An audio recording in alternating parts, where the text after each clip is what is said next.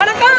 இப்ப நாம மணலூர்பேட்டை ஆத்து திருவிழா கூட்டத்தை, அதாவது இந்த தீர்த்தவாரி திருவிழாவின் மகிமை பற்றி, இது ஆண்டவனால் உருவாக்கப்பட்டதோ இல்லை ஆண்டைகளால் உருவாக்கப்பட்டதோ, ஆண்டவனானாலும் ஆண்டைகளானாலும் இந்த மண்ணில் உழைத்து பிழைக்க உறுதுணையாய் இருக்கும் நதி அன்னையை வணங்கி வாழ்த்தி நம் பாவங்களை எல்லாம் அதில் முழுகி குளித்து பனிக்கரும்பை வாங்கி உண்டு சுவைத்து உலாவாரம் செய்யும் ஒரு நாளாம்.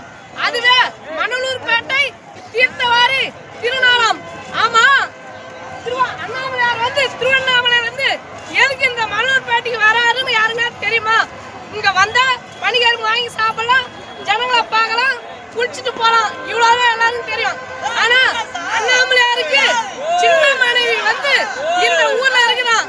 அப்படி அவரு அண்ணாமலையார் இந்த தை மாசம் 5ஆம் தேதி இந்த மணலூர்பேட்டைக்கு தென்பெண்ணை ஆத்துல குளிச்சு ஒரு நைட்டு இங்க இருந்துட்டு போவாராம்.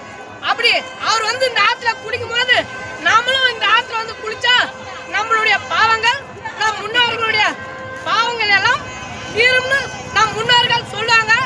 யானையின் பலம் தும்பிக்கை, மனிதனின் பலம் நம்பிக்கை. அதானே எல்லாம்.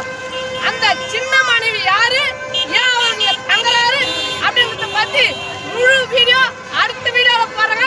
நம்ம பேசுற விஷயங்கள், நம்ம போடுற வீடியோக்கள் உங்களுக்கு பிடிச்சிருந்தா நம்மளுடைய யூடியூப் சேனலை சப்ஸ்கிரைப் பண்ணுங்க. எங்களுக்கு